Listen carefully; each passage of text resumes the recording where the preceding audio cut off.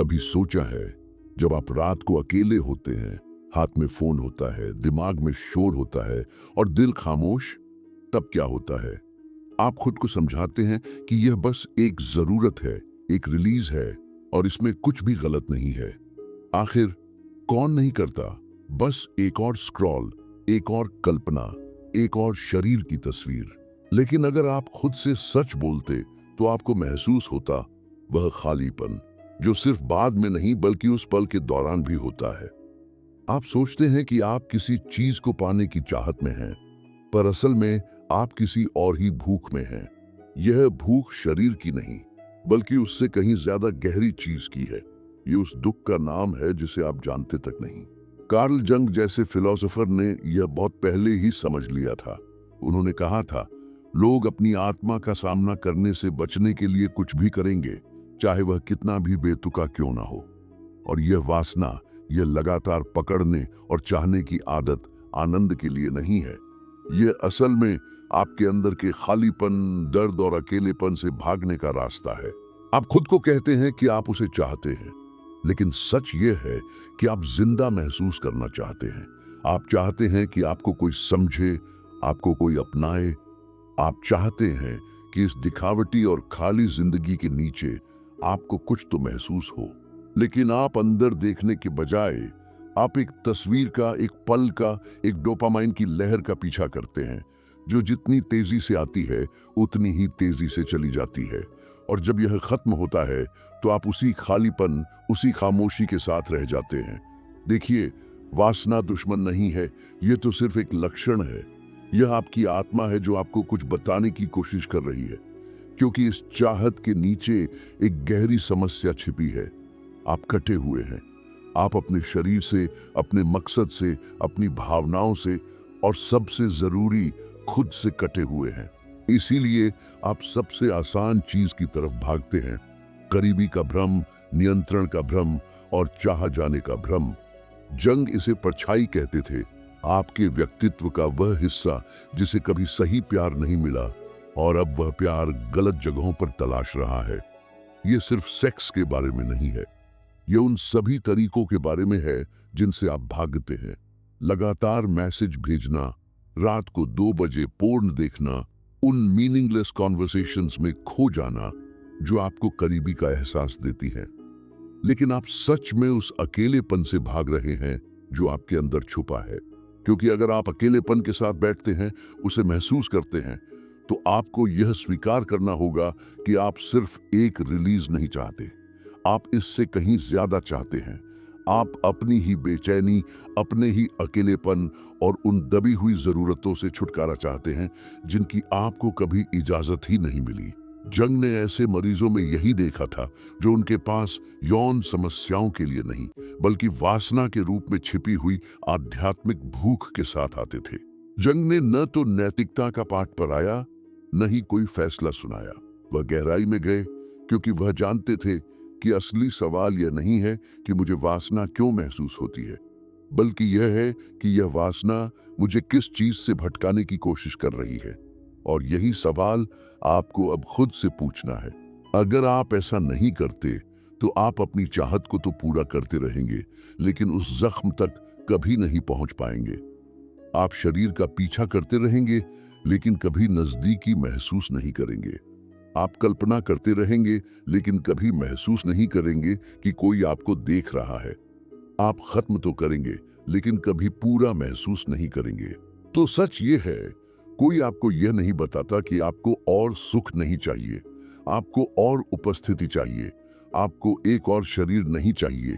आपको अपने ही शरीर में वापस आने की जरूरत है, क्योंकि आपका वह हिस्सा जो हमेशा बाहर की तरफ खींचा चला जाता है, वही है जिसे कभी अंदर से पूरा नहीं किया गया। और कार्ल जंग की रेड बुक असल में इसी के बारे में थी। सेक्स के बारे में नहीं, ताकत के बारे में नहीं, नियंत्रण के बारे में नहीं, बल्कि एकीकरण के बारे में। अपने सभी खोए हुए हिस्सों को फिर से मिलाने के बारे में, खुद के पास लौटने के बारे में और अपने खालीपन को देखने का साहस करने के बारे में। तो इससे पहले कि आप कोई ऐप खोलें, कोई मैसेज भेजें या अपनी चाहत को आपको कहीं ले जाने दें, खुद से पूछें, क्या यह वासना है या यह अकेलेपन का भेष है? और अगर आप भागना बंद कर दें तो आप अपने अंदर क्या पाएंगे? कार्ल जंग ने वासना को कभी सिर्फ एक शारीरिक आवेग नहीं माना। उनके लिए यह एक आध्यात्मिक संकेत था, अवचेतन मन से आया एक गुप्त संदेश, एक चेतावनी कि आत्मा बहुत लंबे समय से भूखी है। क्योंकि जब आप अपनी अंदरूनी दुनिया का सामना नहीं करते तो चाहत समग्रता से नहीं बल्कि विखंडन से आती है। आप वासना इसलिए नहीं करते कि आप बुरे हैं, आप वासना इसलिए करते हैं क्योंकि आप बटे हुए हैं। जंग ने रेड बुक में लिखा था, मुझे सीखना होगा कि मेरे विचारों की तलछट मेरे सपने मेरी आत्मा की भाषा है। तो जब वासना अचानक, जल्दबाजी में और बिना किसी वजह के प्रकट होती है तो जंग कहेंगे, यह उस व्यक्ति के बारे में नहीं है जिसके बारे में आप सोच रहे हैं। यह आपके उस हिस्से के बारे में है जिससे आपका संपर्क टूट गया है। यही उनका मतलब था। जंग के मनोविज्ञान में पुरुषों में मौजूद आंतरिक स्त्रीत्व को एनिमा कहा जाता है। और जब यह एनिमा अचेतन होती है तो आप यह नहीं जान पाते कि महसूस कैसे करना है। आपको नहीं पता कि खुद को कैसे सौंपना है। आपको यह भी नहीं पता कि बिना किसी से जुड़े कैसे प्यार करना है। इसलिए आपकी आत्मा सिर्फ एक ही तरीके से बाहर आती है, प्रोजेक्शन के जरिए। आप अपनी खोई हुई कोमलता, अपनी कमजोरी और अपनी अंदरूनी रोशनी को उस पर डाल देते हैं। ऐसा इसलिए नहीं कि वह उन सब चीजों का प्रतीक है, बल्कि इसलिए कि वह आपको आपके उस हिस्से की याद दिलाती है जहां तक अब आप नहीं पहुंच सकते। तो जब आप उसके शरीर, उसकी मौजूदगी, उसकी कोमलता की लालसा करते हैं तो आप असल में सेक्स नहीं चाहते। आप अपनी खोई हुई आत्मा के साथ फिर से जुड़ना चाहते हैं। यही वजह है कि यह दुख देता है, क्योंकि आप इसका कितनी भी बार पीछा करें आप इसे कभी पा नहीं सकते। आप ऐसा नहीं कर सकते क्योंकि आप किसी और के शरीर में खुद का पीछा कर रहे हैं। और आप अपनी एनिमा से जितना ज्यादा कटे हुए हैं, आपकी वासना उतनी ही हिंसक, बेताब और खाली होती जाती है। आप अंतहीन स्क्रॉल करते हैं। आप उन लोगों के बारे में सोचते हैं जिन्हें आप मुश्किल से जानते हैं। आप उन तस्वीरों को बार बार देखते हैं जिन्होंने आपको कुछ भी महसूस कराया था। फिर भी हर बार जब यह खत्म होता है तो आप खुद से पहले से ज्यादा दूर महसूस करते हैं। जंग ने कहा, इस तरह शैडो आपको बहकाती है, बुराई से नहीं बल्कि भ्रम से। आप एक इंसान को नहीं देखते हैं, आप अपनी अधूरी जरूरतें, अपने दबे हुए दर्द और अपनी भूली हुई गर्माहट देखते हैं। और क्योंकि आपने इन हिस्सों को अपने भीतर कभी एक नहीं किया, आप उन्हें बाहर से हासिल करने की कोशिश करते हैं। लेकिन वासना जब प्यार से अलग हो जाती है तो हमेशा खत्म हो जाती है, क्योंकि कोई भी इंसान आपकी अधूरी भावनाओं का बोझ नहीं उठा सकता। कोई भी शरीर आपकी टूटी हुई पहचान को पूरा नहीं कर सकता। सुख का कोई भी पल एक ऐसी आत्मा को ठीक नहीं कर सकता जिसे महसूस नहीं किया गया है। तो आगे क्या होता है? आपको और ज्यादा जरूरत महसूस होने लगती है, और ज्यादा उत्तेजना, और ज्यादा नयापन, और ज्यादा तीव्रता, क्योंकि अब आपकी आत्मा सिर्फ लालसा नहीं कर रही है, वह भूखी है। और आपको लगता है कि इसका जवाब और ज्यादा सामग्री और ज्यादा अनुभव और ज्यादा लोगों में है, लेकिन आप बस एक ऐसे भूल भुलैया में तेजी से भाग रहे हैं जो आपको वापस आपके खालीपन में ले आता है। कार्ल जंग का मानना था कि इस चक्र को तोड़ने के लिए आपको यह पूछना बंद करना होगा कि मुझे कौन पसंद है, और यह पूछना शुरू करना होगा कि मैंने अपने किस हिस्से को बंद कर दिया है। क्योंकि जब आप अपनी भावनाओं, अपने सपनों, अपनी समझ और अपनी लालसा से दोबारा जुड़ते हैं तो वासना बदल जाती है। यह पवित्र हो जाती है, ये रचनात्मक हो जाती है। ये वासना एक जाल नहीं बल्कि एक पुल बन जाती है। जंग ने इसे इंटीग्रेशन कहा था, आपके उन हिस्सों को वापस लाना जिन्हें आप अवचेतन में डाल चुके थे। और वासना, यह आपकी आत्मा की अग्नि है जो आपका ध्यान खींचने की कोशिश कर रही है। यह आपको शर्मिंदा करने या डराने के लिए नहीं, बल्कि ये दिखाने के लिए है कि आप खुद से कितना दूर आ गए हैं। आप सिर्फ यह नहीं चाहते कि कोई आपके शरीर को छुए, आप चाहते हैं कि कोई आपके अस्तित्व को महसूस करे। आप सिर्फ रिलीज नहीं चाहते, आप खुद से भी अनदेखे, अनछुए और अकेले रहने के दर्द से राहत चाहते हैं। तो यहाँ जंग द्वारा दिया गया सबसे मुश्किल सच है, जब तक आप अपनी आत्मा का सामना नहीं करते, आपकी चाहत हमेशा गलत दिशा में रहेगी। आप परछाइयों का पीछा करते रहेंगे, आप इसे प्यार कहते रहेंगे, आप ऐसी बाहों में गिरते रहेंगे जो घर जैसी महसूस नहीं होंगी, क्योंकि जिस घर को आप खोज रहे हैं वह आपका अपना ही हिस्सा है, जहां आप बहुत पहले जाना बंद कर चुके हैं। तो अगली बार जब आप में वासना की लहर उठे तो रुकें, इसे दबाएं नहीं, इस पर आंख बंद करके काम न करें। बस उससे पूछें, तुम मुझे मेरे बारे में क्या दिखाने की कोशिश कर रही हो? क्योंकि एक बार जब आप खुद को खोए बिना उस ऊर्जा को महसूस करना सीख जाते हैं, तो आप ठंडे नहीं होते, आप स्पष्ट हो जाते हैं। और उस स्पष्टता में आप उस लालसा से कहीं ज्यादा गहरी चीज चुन सकते हैं। आप जुड़ाव चुन सकते हैं। कोई पलायन नहीं, कोई दिखावा नहीं, कोई कल्पना नहीं, बल्कि उपस्थिति। और उस उपस्थिति से ही उस तरह का प्यार आता है जो वासना कभी नहीं दे सकती। आप खुद से कहते रहते हैं कि यह हानि रहित है, एक रिलीज, एक फेज, एक जरूरत, लेकिन धीरे धीरे यह आपको फिर से आकार देना शुरू कर देती है। एक बड़े पल में नहीं, बल्कि छोटे छोटे अदृश्य दरारों में। आप अपनी भावनाओं को पूरी तरह से महसूस करना बंद कर देते हैं। आप लोगों को एक समग्र रूप में देखना बंद कर देते हैं। आप ध्यान को प्यार समझने लगते हैं और उत्तेजना को अंतरंगता। यही वह चीज थी जिससे कार्ल जंग सबसे ज्यादा डरते थे, क्योंकि वासना जब आत्मा से कट जाती है तो यह न सिर्फ दूसरों को देखने के आपके तरीके को बिगाड़ती है, बल्कि ये खुद को देखने के आपके तरीके को भी तोड़ देती है। शुरुआत में यह छोटा होता है। आप आंख मिलाकर बात करना बंद कर देते हैं, आप गहरी बातचीत से बचते हैं, आप उन कल्पनाओं में पीछे हट जाते हैं जो हकीकत से ज्यादा सुरक्षित महसूस होती हैं। आप लोगों के सामने मुस्कुराते हैं, लेकिन अंदर से सुन्न महसूस करते हैं। फिर यह और भी बुरा हो जाता है, आपकी प्रेरणा खत्म हो जाती है, सिर्फ यौन रूप से नहीं, बल्कि जीवन में भी। आप लिखना बंद कर देते हैं, आप कुछ बनाना बंद कर देते हैं, आप सृजन करना बंद कर देते हैं, क्योंकि जब वासना में बिना सोचे समझे लिप्त हो जाते हैं तो वह उसी आग को खा जाती है जो आपके उद्देश्य को पूरा करने के लिए थी। यह जिंदा महसूस करने का एक शॉर्टकट बन जाती है, लेकिन इसकी कीमत आपकी आत्मा होती है। जंग का मानना था कि हर बार जब आप बिना होश के किसी लालसा को पूरा करते हैं तो आप उसके पीछे के मानसिक दुष्चक्र को मजबूत करते हैं। ट्रिगर, प्रतिक्रिया, राहत, अपराध बोध, फिर से दोहराना।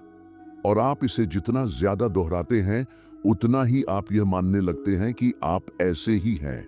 लेकिन आप ऐसे नहीं हैं। आप तो वह बन गए हैं जब आपने अपनी त्वचा में खुद को शर्मिंदा महसूस करना बंद कर दिया था। आप शरीरों के आदि पैदा नहीं हुए थे, आप तो जुड़ाव के भूखे पैदा हुए थे। आपको गर्माहट चाहिए थी, टकराव नहीं। प्यार चाहिए था, वासना नहीं। उपस्थिति चाहिए थी, दिखावा नहीं। लेकिन जब जिंदगी ने आपको ये चीजें नहीं दी तो आप कल्पनाओं की तरफ मुड़ गए, क्योंकि कल्पना में कहानी आपके नियंत्रण में होती है। वहां आप चाहा हुआ महसूस करते हैं, शक्तिशाली होते हैं और आपको कभी नकारा नहीं जाता। लेकिन इसकी भी एक कीमत होती है। आप असली दुनिया के लिए दिखना बंद कर देते हैं। आप असहज चुप्पी में बैठना, चाहत को सहना, किसी के साथ कुछ बनाना, प्यार के सामने असफल होना और फिर भी दोबारा कोशिश करना भूल जाते हैं, क्योंकि वासना आपको भागना सिखाती है, हिम्मत, धैर्य या लचीलापन नहीं। और इस तरह आप फंस जाते हैं। आप ऐसी ऊंचाइयों का पीछा करते रहते हैं जो आपके दिल को कभी नहीं छूती। आप ऐसी महिलाओं को ढूंढते रहते हैं जो आपको सिर्फ उतना महसूस कराती हैं जिससे आप अपने जुड़ाव की कमी से विचलित हो सकें। और शायद सबसे बुरी बात, आप खुद से नफरत करने लगते हैं। आप खुद से कहते हैं कि आप कमजोर हैं, कि आप टूटे हुए हैं, कि आपको कभी सच्चा प्यार नहीं मिलेगा।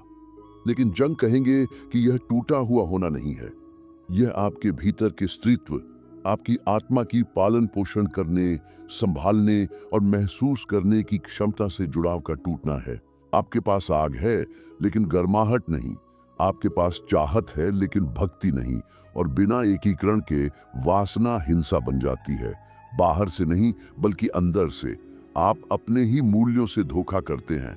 आप खुद से वादा करते हैं कि फिर कभी नहीं, लेकिन अगली ही रात उसी चक्र में वापस आ जाते हैं। और समय के साथ आपका दिमाग बिखर जाता है, आपका दिल कठोर हो जाता है, आपके सपने सूख जाते हैं, क्योंकि जो कुछ भी आपको कभी जिंदा महसूस कराता था, वह उस तीव्रता का मुकाबला नहीं कर सकता जिसे आपने अपने सिस्टम में बना लिया है। ऊंचाई कम समय की होती है, उसके बाद का खालीपन बहुत लंबा होता है, और सबसे बुरा हिस्सा, आपको ज्यादा की जरूरत होने लगती है और आप कम महसूस करते हैं। जंग ने इसे मानसिक कब्जा कहा था, जब एक मानसिक जटिलता आपकी इच्छा शक्ति पर हावी हो जाती है, जब आप अब खुद से काम नहीं करते बल्कि आपसे काम कराया जाता है। और इस मामले में आप वासना का पीछा नहीं कर रहे हैं, आपकी परछाई, आपका अकेलापन, आपका अप्रत्याशित आंतरिक बच्चा किसी ऐसे व्यक्ति को ढूंढ रहा है जो उसे उसी तरह संभाले जिस तरह से वह जानता है। और इस तरह चक्र दोहराता है, रिश्ते टूट जाते हैं, आप जुड़ाव को खत्म कर देते हैं, आप बेचैनी के साथ बैठ नहीं सकते इसलिए आप स्वाइप करते हैं, आप खामोशी से निपट नहीं सकते इसलिए आप स्क्रॉल करते हैं, आप खुद का सामना नहीं कर सकते इसलिए आप किसी और के शरीर का पीछा करते हैं। लेकिन जब तक बहुत देर हो जाती है, आप यह महसूस नहीं कर पाते कि वासना सिर्फ आपको प्यार से दूर नहीं रखती, यह आपको आप बनने से भी रोकती है। यह आपसे आपकी रचनात्मक ऊर्जा, ध्यान केंद्रित करने की क्षमता, आत्मा की गहराई और आध्यात्मिक स्पष्टता को छीन लेती है। और यह जितना ज्यादा समय तक चलती है, आप उतना ही ज्यादा सोचने लगते हैं कि मुझे अब कुछ भी महसूस क्यों नहीं होता। यही इसका परिणाम है। कोई शर्म, कोई नर्क, कोई सजा नहीं, बस खालीपन। और जंग तर्क देंगे कि यह दर्द से भी ज्यादा बुरा है, क्योंकि जब आप सुन्न होते हैं तो आप विकसित होना बंद कर देते हैं, आप सुनना बंद कर देते हैं, आप अपने अंदर की उस आवाज को सुनना बंद कर देते हैं जो कहती है, मैं यहां ऐसा बनने नहीं आया था। ठीक होने के लिए आपको खुद से नफरत करने की जरूरत नहीं है, आपको अपनी चाहत को दबाने की जरूरत नहीं है, आपको बस एक सवाल पूछने की जरूरत है। यह लालसा मुझे मेरे बारे में क्या सिखाने की कोशिश कर रही है? कार्ल जंग ने कभी यह नहीं कहा कि आग को मार दो, उन्होंने कहा कि इसे समझो, क्योंकि वासना की आग जब अनदेखी की जाती है तो लत बन जाती है, लेकिन जब इसका सामना किया जाता है तो यह परिवर्तन बन जाती है। और यह यात्रा आंखें बंद करके शुरू नहीं होती, यह आखिरकार आंखें खोलकर शुरू होती है। कोई झूठ नहीं, कोई दोष नहीं, कोई यह कहना नहीं कि मैं ऐसा ही हूं। आप टूटे हुए नहीं हैं, आप बस खो गए हैं। और आपने वासना का इस्तेमाल नक्शे से बचने के लिए किया है, लेकिन नक्शा कभी भी आपके बाहर नहीं था, वह कभी उसके शरीर में नहीं था, न उस वीडियो में, न अगले मैसेज में, न अगली ऐप में, न अगली भागने की कोशिश में। नक्शा हमेशा आपकी आत्मा थी। तो आप कैसे शुरू करते हैं? पहला कदम, रुकें। उसके साथ नहीं, उनके साथ नहीं, बल्कि खुद के साथ। अपने शरीर में रुकें, उस दर्द के साथ रहें, उस लालसा के बावजूद रुकें, उसे पूरा किए बिना। शुरुआत में यह नामुमकिन लगेगा, आप कांपेंगे, आप स्क्रॉल करेंगे, आप भागने के लिए बेचैन होंगे। लेकिन अगर आप एक पल भी ज्यादा सांस लेते हैं तो आप कुछ नया सुनेंगे। खामोशी, वह सुन्न करने वाली नहीं बल्कि पवित्र खामोशी। और उस खामोशी में एक आवाज फुसफुसाएगी, मैं तुम्हें याद करता हूं। यह आपका वह हिस्सा है जिसे आप पीछे छोड़ आए थे, वह लड़का जिसने प्रदर्शन करके प्यार कमाना सीखा, वह आत्मा जिसने स्पर्श को सच्चाई समझ लिया, वह इंसान जो भूल गया था कि उसकी लालसा बुरी नहीं, बस अधूरी थी। जंग का मानना था कि आपको अपनी परछाई को मारना नहीं है, आपको उसे एकीकृत करना है, आपको उसके साथ बैठना है, आपको उससे सीखना है, आपको उसे वापस रोशनी में लाना है। तो यह कैसा लगता है? आप फिर से लिखना शुरू करते हैं, सिर्फ व्यक्त करने के लिए नहीं बल्कि महसूस करने के लिए। आप रचना करते हैं प्रभावित करने के लिए नहीं बल्कि खुद को हल्का करने के लिए। आप प्रकृति में बैठते हैं, आप खुद को रोने देते हैं, आप अपनी छाती में सांस लेते हैं और पूछते हैं, मुझे अभी असल में क्या चाहिए? और आप सुनते हैं, सिर्फ एक बार नहीं, हर दिन। क्योंकि वासना को ठीक करना एक बार का उपाय नहीं है, यह आपकी अपनी आत्मा के साथ रोज का रिश्ता है। समय के साथ लालसा अपनी पकड़ खो देती है, इसलिए नहीं कि वे गायब हो जाते हैं, बल्कि इसलिए कि आप उनसे डरते नहीं हैं। आप उस गर्मी का स्वागत करते हैं, आप उस चाहत का धन्यवाद करते हैं। आप सुनते हैं कि वह सच में क्या कह रही है। मुझे प्यार चाहिए, मुझे सुंदरता चाहिए, मुझे अर्थ चाहिए, मुझे मैं चाहिए। आपको अब खुद को शर्मिंदा करने की जरूरत नहीं है, आपको कुछ भी साबित करने की जरूरत नहीं है, आपको बस घर वापस आने की जरूरत है। क्योंकि जब आप अपनी एनिमा, अपने भीतर के स्त्रीत्व को वापस पा लेते हैं, तो आप उसे बाहर नहीं खोजते, आप उसे जीते हैं। आप अपनी भावनाओं को महसूस करते हैं, आप अपनी कोमलता का सम्मान करते हैं, आप चुंबकीय बन जाते हैं, क्योंकि आप आखिरकार पूरे हैं। और फिर जब कोई आता है तो आपको उसे पाने की जरूरत नहीं होती, आपको बचाने की जरूरत नहीं होती, आपको अपने छोड़े हुए हिस्सों को पूरा करने के लिए उनकी जरूरत नहीं होती, क्योंकि आप यह पहले ही खामोशी में, अंधेरे में, उस पवित्र जगह पर कर चुके हैं जहां वासना कभी नहीं पहुंच सकती थी, लेकिन आपकी आत्मा हमेशा पहुंच सकती थी। तो अगर इस बात ने आपको अंदर से छुआ है, तो आपने अपनी वापसी की यात्रा शुरू कर दी है। इसके साथ बैठें, फिर से सुनें और मुझे कमेंट्स में बताएं कि आप वास्तव में क्या चाहते थे। लाइक और सब्सक्राइब करें।